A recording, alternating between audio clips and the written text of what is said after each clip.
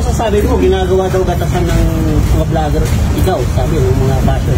Ay, hindi ko iniisip kung ginagawa kong gatasan kasi in the first place, wala naman silang hiningi sa akin na pera.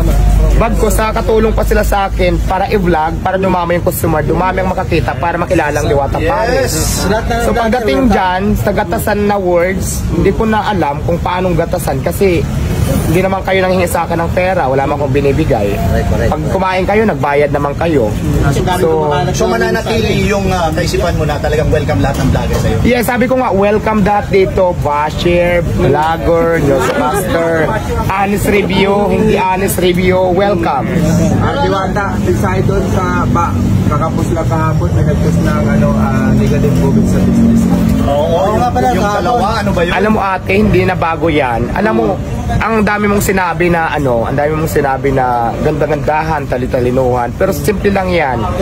Kung concern ka talaga, kung concern ka lang ito lang yung mensahe ko sa'yo, dapat hanapin mo ko Tapos sasabihin mo sa akin, gusto mo talaga ako matulungan doon sa sinasabi mong kailangan ng honest review, kailangan malaman ng may-ari para to improve kung ano man ayusin, dapat ayusin.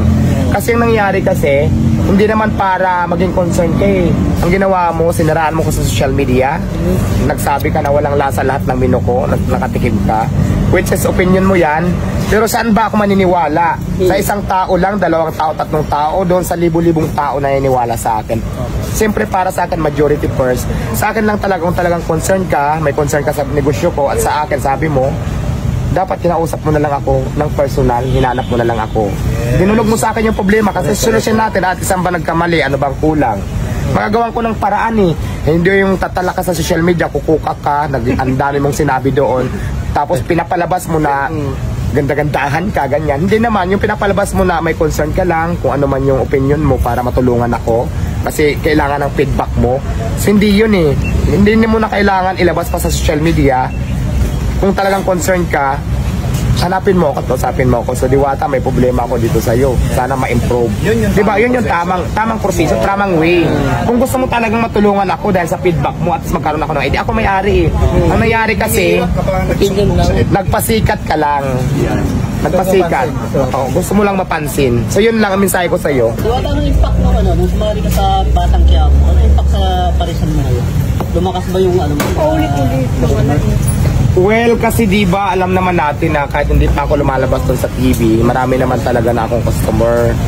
So, diba, mas lalo akong gumanda ngayon nung lumabas ako sa Batang Quiapo, nadagdagan pa lalo. So, nakatulong talaga ang TV exposure sa business ko, diba? Lahat naman katulad sa inyo, mga vlogger kayo, may mga news dyan para nag-interview. So, malaking impact nito, malaking tulong talaga nito sa negosyo ko kasi nakikilala siya.